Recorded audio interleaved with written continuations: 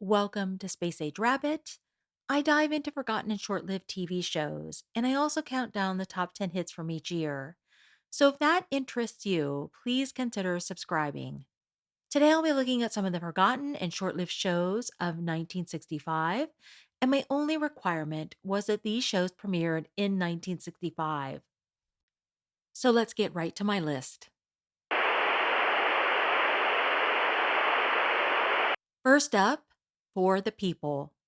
For the People was set in New York City. William Shatner played Assistant District Attorney David Coster, a man driven by an almost obsessive sense of justice. Coster often found himself at odds with both criminals and his own superiors, including his boss. And his relentless work ethic also caused tension at home with his wife Phyllis. The series went beyond courtroom drama, digging into the personal lives and moral gray areas of its characters. The show landed in a tough time slot up against Bonanza, which pretty much sealed its fate. But that cancellation turned out to be one of the best things that ever happened to William Shatner because it freed him to take the role of Captain Kirk on Star Trek. For the People ran for one season, 13 episodes, and aired on CBS on Sunday nights at 9 p.m. Eastern. Next up, My Mother the Car. Well, you all may think my story is more fiction than it's fact. But believe it or not, my mother did decided she'd come back as a car. She's a very own guiding star. Often ranked among the worst television shows ever made, My Mother the Car starred Jerry Van Dyke as David Crabtree, a mild mannered attorney who goes shopping for a family station wagon and instead drives off with a beat up 1928 touring car. And the twist? The car is actually the reincarnation of his late mother Gladys, voiced by Ann Southern, who speaks to him through the car's radio. Determined to make his family accept the old clunker, David restores the car while trying to fend off a pushy collector named Captain Manzini, who is desperate to get his hands on the vehicle. My Mother the Car ran for one season, 30 episodes, and aired on NBC on Tuesday nights at 7:30 p.m. Eastern. Tang tastes orangey. Tastes great. Has lots of vitamins C and A. Tang, chosen for the Gemini astronauts. Have a blast. Have some Tang. Next up, The Wackiest Ship in the Army. The Wackiest Ship in the Army starred Gary Collins and Jack Warden as they led the crew of the USS Kiwi, an old twin masted schooner that didn't look like much, but was actually used for covert missions behind enemy lines. The Kiwi's harmless appearance helped it slip past danger time and again.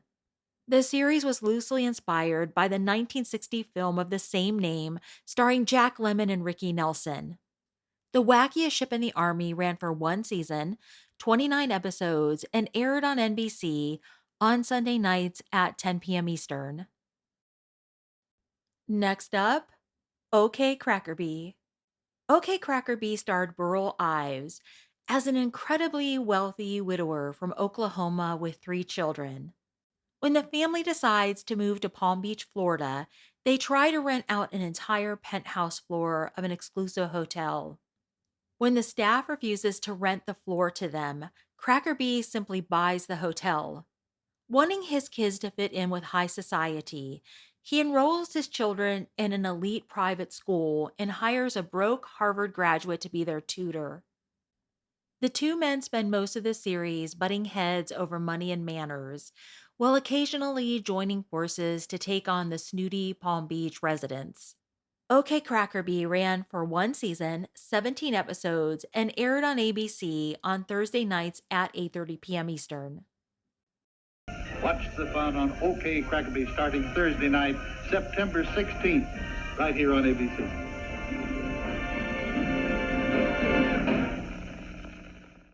Next, Camp Run Amok. Camp Run Amok was a comedy that captured the chaos of summer camp, or at least the 1960s TV version of it. The show centered on the all boys Camp Run Amok, run by Commander Wivenhoe, a man who doesn't particularly care for children, and his overeager assistant, senior counselor Spiffy. They were joined by a handful of other colorful camp staffers, including Counselor Pruitt, played by Dave Madden, who would later show up on The Partridge Family. Across the lake sat a girls' camp called Camp Divine. The two camps were in constant competition, and the usual summer camp disasters like food fights, kids sneaking away, and counselors falling into the lake made up most of the show's funny moments. Camp Run Amok ran for one season, 26 episodes, and aired on NBC on Friday nights at 7:30 p.m. Eastern. More flavor to choose, more flavors to choose. The flavor starts lively, the flavor stays lively. My gum, more flavor to choose, more flavors to choose. The flavor starts lively, the flavor stays lively. The flavor starts lively, the flavor stays lively. By Beech Nut, Next up, Our Private World. Our Private World was the first ever primetime spinoff of a daytime soap. It came from the same creative minds behind As the World Turns, which was the #1 soap opera at the time. The show starred Eileen Fulton as Lisa Miller Hughes, the same character she had been playing on As the World Turns. In the spinoff, Lisa leaves her hometown behind, boards a train to Chicago, and starts a new life working at a hospital where she meets and marries the wealthy John Eldridge. The show aired twice a week over the summer of 1965, following a multi-day format similar to Peyton Place. Eileen Fulton soon returned to As the World Turns, and nearly 30 years later, writers surprised fans by revisiting Lisa's Our Private World storyline, revealing she had a long lost son from her time in Chicago. Our Private World ran for one season, 38 episodes, and aired on CBS on Wednesday nights at 9:30 p.m. Eastern and Friday nights at 9 p.m. Next up, The Long Hot Summer. Set in the deep South community of Frenchman's Bend, Mississippi, The Long Hot Summer revolved around the power struggles and scandals surrounding the wealthy and ruthless boss Will Varner, who owned nearly everything in the town. Ben Quick, a young man whose father was ruined years earlier by Varner, is determined to reclaim his family's land and challenge the control that Boss Varner holds over everyone in Frenchman's Bend. The show also centered around Varner's family, including the strong willed daughter Clara, and the tension that builds when Clara falls in love with Ben, much to her father's disapproval. The Long Hot Summer ran for one season, 26 episodes, and aired on ABC on Thursday nights at 10 p.m. Eastern, before moving to Wednesday nights at 10 p.m. Next up, Tammy. Debbie Watson starred as Tammy, a sweet, spirited country girl trying to find her place between two very different worlds. The show was loosely based on the Tammy movies that came before it, which starred Debbie Reynolds and Sandra Dee, and it carried that same blend of innocence and charm.